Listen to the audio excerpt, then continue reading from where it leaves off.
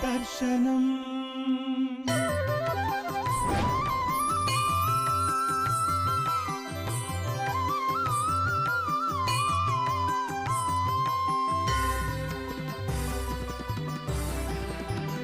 దర్శనం.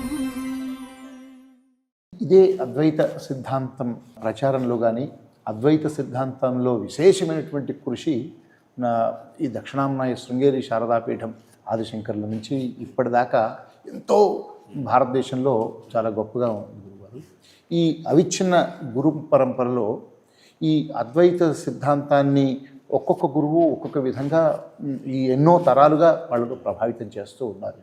ప్రత్యేకమైనటువంటి ఈ కార్యాచరణ మన పీఠం ద్వారా కొంత సెలవివ్వండి. ఏ విధంగా ప్రత్యేకంగా అంటే ఇప్పుడు వెనకటి నుంచి ఇప్పుడు దీనికి ఆ అద్వైత విద్య అనేది ఏదైతే ఉందో దాన్నే మనం బ్రహ్మ విద్య అని అంటాం.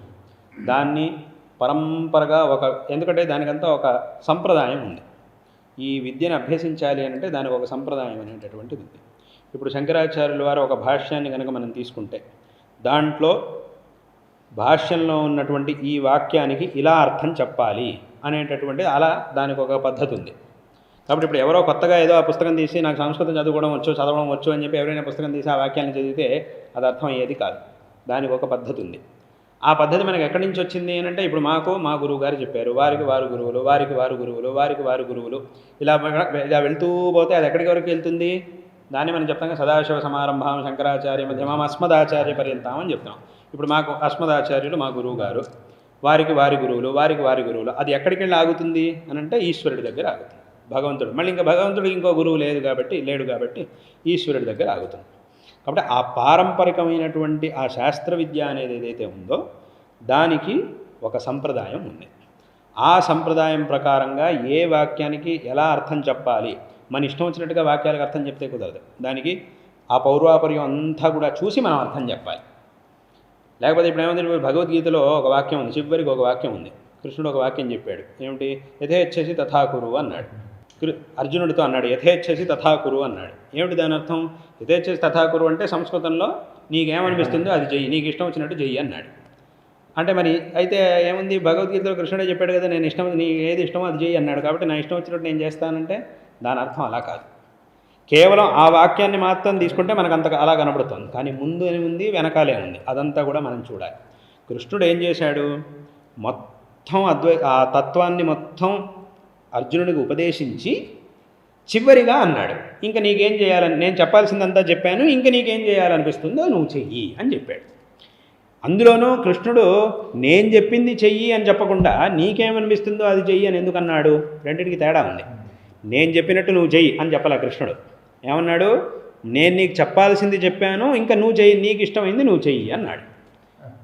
ఏమిటి రెండింటికి ఏమిటి తేడా అని అంటే, ఇప్పుడు నేను చెప్పాల్సినటువంటి విషయం అంతా చెప్పాను, నువ్వు బుద్ధిమంతుడివి కాబట్టి, నువ్వు ప్రజ్ఞాశాలివి కాబట్టి దీంట్లో ఏది మంచి అనేదాన్ని నువ్వే తెలుసుకొని ఇంకొకటి బలవంతం లేకుండా, ఇంక వాడెవడో నన్ను బలవంతం పెట్టాడు కాబట్టి నేను చేస్తున్నాను అనకుండా నువ్వే నేను దీన్ని చేయడం ద్వారా నాకు మంచిది అనేటటువంటి భావనను తెచ్చుకొని నీ అంతటా నువ్వు ఈ పని చేయి. అంతే తప్ప ఏదో కృష్ణుడు బలవంతంగా వాడి చేత చేయించాడు అనే మాటకు అవకాశం ఇవ్వకు. అలా అవకాశం ఇవ్వక్కర్లే. ఎందుకంటే రేపు మళ్ళీ అది అర్జునుడికి యుద్ధం చేయడం ఇష్టం లేదు, కానీ కృష్ణుడు ఏం చేశాడంటే ఊరికే వాడిని బలవంత పెట్టి వాడిని మభ్యపెట్టి ఏదో అర్జునుడి చేత యుద్ధం చేయించాడు అనే మాటకు అవకాశం రాకూడదు. కృష్ణుడు చెప్పాల్సిందంతా చెప్పాడు. అయితే అర్జునుడు ఏం చేశాడు, దాంట్లో ఉన్నటువంటి సారాన్ని గ్రహించాడు. వీడు కనుక బుద్ధిమంతుడైతే దానిలో ఉన్న సారాన్ని గ్రహించాలి, గ్రహించి దాన్ని చెయ్యాలి. స్వతంత్రంగా తన ఇచ్ఛతోనే చెయ్యాలి. తానే అంటే ఇప్పుడు ఒక పనిని నేను దీన్ని చెయ్యాలి అని వాడంతట వాడే సంకల్పించి ఆ పనిని చేస్తే అది సరైనటువంటి ఎవరి ఒత్తిడి లేకుండా వీడంతటి వీడే అది చెయ్యాలి. అయితే నేను ఈ పని చెయ్యాలి అనే ఆలోచన వీడికి రావాలంటే పెద్దవాళ్ళ మార్గదర్శనం కావాలి. ఆ కావాల్సిన మార్గదర్శనాన్ని కృష్ణుడు చేశాడు. అది కృష్ణుడు ఉపదేశం చేసిన తర్వాత అర్జునుడు ఏం చేశాడంటే తన బుద్ధితోనే తన తెలివితేటలతోనే ఉన్న విషయాన్ని తెలుసుకొని దాన్ని మనస్సులో బాగా విచారించి సరే ఇలా చేయడం సరి అని అనుకుని వాడంతటి వాడు యుద్ధం చేశాడు. కాబట్టి ఏదో కృష్ణుడు బలవంతంగా ఏదో మభ్యపెట్టి వాడి చేత యుద్ధం చేయించాడని లేదు అక్కడ. కాబట్టి అందుకోసం కృష్ణుడు అక్కడ ఏమన్నాడు, నీకు ఇష్టం వచ్చింది చెయ్యి అన్నాడు. ఇదంతా అర్థం మనం చెప్పాలంటే ఏం చేయాలి? ఊరికే ఆ ఒక వాక్యం పెట్టుకుంటే కుదరదు. ముందేం చెప్పారు, వెనకాల ఏం చెప్పారు, అదంతా కూడా మనం చూడాలి. చూసి అర్థం చెప్పాలి. కాబట్టి ఈ భాష్యాల్లో, ఈ గ్రంథాల్లో, పురాణాల్లో, వేదాల్లో అన్నిటిలోనూ ఒక వాక్యానికి అర్థం చెప్పాలంటే దాని పౌర్వాపర్యం ఏముంది అంతా చూసి మనం చెప్పాలి. ఇప్పుడు కాలంలో ఏముందంటే చాలామంది వాళ్ళే పుస్తకం, నాకు సంస్కృతం చదవడం వచ్చు అని చెప్పి వాళ్ళే పుస్తకాలు తీసేసుకొని ఏదేదో అనువాదాలు, ఆ అనువాదాలు ఏవో ఉంటాయి వాటిని చూసేసుకొని వాళ్ళే ఏదేదో చెప్పేస్తూ ఉంటారు. ఇప్పుడు అంటే ఒక ఉదాహరణ చెప్పాలంటే, ఒకసారి ఒక ఆయన వచ్చాడు నా దగ్గరికి, వచ్చి చెప్పాడు, ఏమండి మా స్వామివారు మా అబ్బాయి ఉన్నాడు, వాడికి ఉపనయనం చేశాం, వాడికి రోజు సంధ్యావందనం చేయించాం, అయింది, ఈ మధ్య వాడు సంధ్యావందనం చేయడం వదిలేశాడు అని అన్నాడు. ఎందుకు అలా అన్నా? మా అబ్బాయి ఒక ఆయన వేదాంతం పాఠం చెప్తాడట, ఆ వేదాంతం పాఠం చెప్తున్నాడు, ఆయన దగ్గరికి వెళ్తున్నాడు రోజు అని అన్నాడు. సరే, దానికి దీనికి ఏమి సమస్య? వేదాంత పాఠానికి వెళ్తున్నాడు, సరే సంధ్యావందనం ఎందుకు వదిలేస్తున్నాడు అని అంటే దానికి ఆయన చెప్పాడు.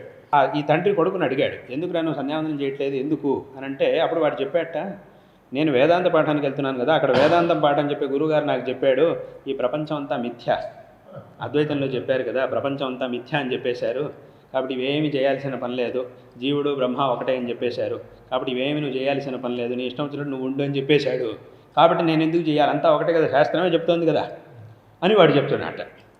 ఈ తండ్రికి ఏమో అద్వైతం ఏమిటి దాని గురించి ఏమీ తెలియదు, ఆయన ఏదో లౌకికంగా ఏదో ఉద్యోగంలో ఉన్నాడు. కానీ కొడుకు ఇలా చెప్పేసరికి తండ్రికి కాస్త గందరగోళం అయింది. ఇదేమిటి వీడియో ఇట్లా చెప్తా అంటే, నిజంగానే అద్వైతంలో ఇలాగే ఉందా నిజంగా? అది ఆయనకు తెలియక నా దగ్గరికి వచ్చి అడిగాడు.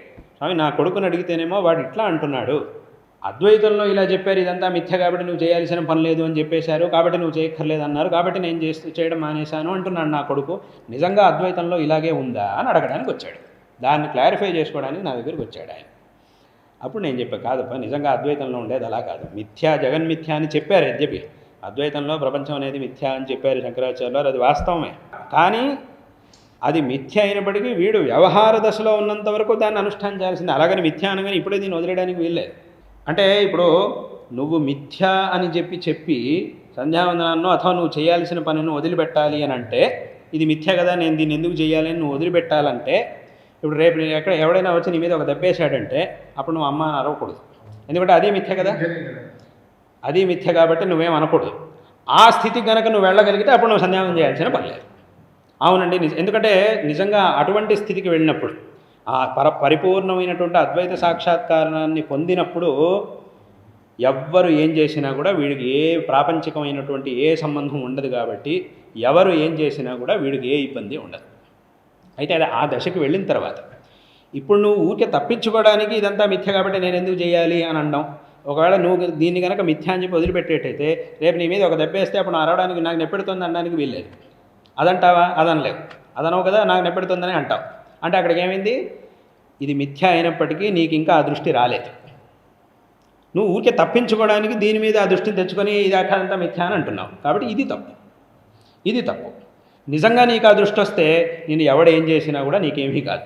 ఎవడైనా వచ్చి నిన్ను దెబ్బేసినా, నిన్ను ఏం చేసి నిన్ను ఖండించినా కూడా, ఛేదించినా కూడా నీకు ఏ విధమైనటువంటి అంటే ఆ దృష్టి ఆ స్థితికి వెళ్ళాలి. దాన్ని కృష్ణుడు ఆ భగవద్గీతలో కూడా చెప్పాడు, యస్మిన్ స్థితో నా దుఃఖేన గురుణాపి విచాల్యతే. ఆ శస్త్రపాతాదులైనా కూడా వాడికి ఏ విధమైనటువంటి ఆ స్థితిని పొందిన వాడికి ఇదేమీ ఉండదు అని శాస్త్రం చెబుతోంది, కృష్ణుడు చెప్పాడు. ఇంకా మనకి దానికి సంబంధించినటువంటి ఉదాహరణ సదాశివ బ్రహ్మేంద్రుడు వాళ్ళందరి చరిత్రల్లో, సదాశివ బ్రహ్మేంద్రుడు, చంద్రశేఖర భారతీ స్వామి వారు వాళ్ళ యొక్క ఆ చరిత్రల్లో దీనికి సంబంధించినటువంటి ఆ సందర్భాలు కూడా చాలా ఉన్నాయి. కాబట్టి అంటే ఇదంతా నేను ఎందుకు చెప్పొచ్చాను అని అంటే, ఈ అసాంప్రదాయకంగా శాస్త్రంలో ఉన్నటువంటి విషయాల్ని సరిగ్గా తెలుసుకోకుండా అసాంప్రదాయకంగా నాకంతా తెలుసు అనే భావనతో ఈ అద్వైత సిద్ధాంతం గురించి తప్పులుగా ప్రచారం చేసేవాళ్ళు చాలామంది ఉన్నారు. కాబట్టి దానివల్ల ఏమవుతుందంటే ఇలాంటి అనర్థాలు వస్తున్నాయి, ఇలాంటి అనర్థాలు కలుగుతున్నాయి. కాబట్టి దీనికి ఒక సంప్రదాయం ఉంది, ఆ సంప్రదాయం ప్రకారం ఆ పద్ధతిలో మనం వాళ్ళకు ఉపదేశం చేయాలి, ఆ శాస్త్ర పాఠంగానే అదంతా చేయాలి. అటువంటి ఒక అధ్యయన పరంపర, ఒక సంప్రదాయం అది అనాది కాలంగా అదే ఆరంభకాలం నుంచి ఈ పీఠంలో పరంపరగా వస్తూ ఉన్నది. అందుకే ఇక్కడ మాకు వేదాంత పాఠం దీన్నంతా కూడా ఇంకెవరూ చేయరు, స్వయంగా గురువుగారే పాఠం చేస్తారు. మాకు మా గురువుగారు చేశారు, వారికి వారి గురువుగారు చేశారు. ఎందుకంటే దానికి ఉన్నటువంటి ఆ పద్ధతి, ఆ సంప్రదాయం ఒకటి ఉంది, దాని ప్రకారంగానే అధ్యయనం చేయాలి.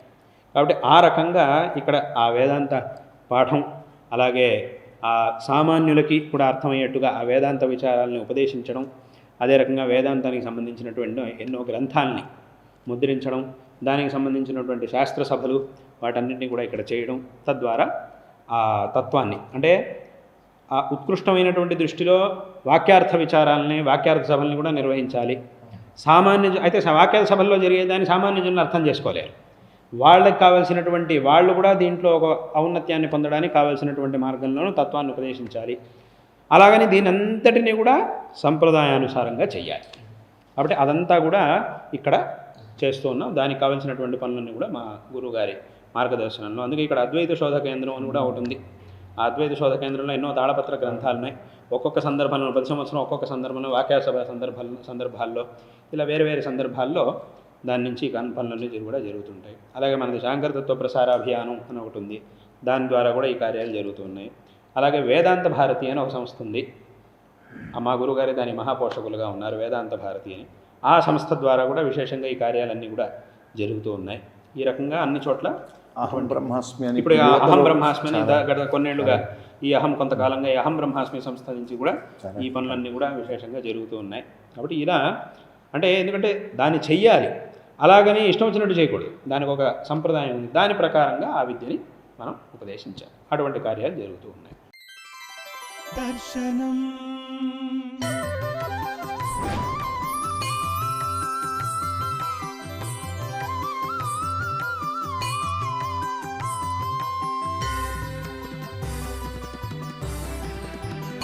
దర్శనం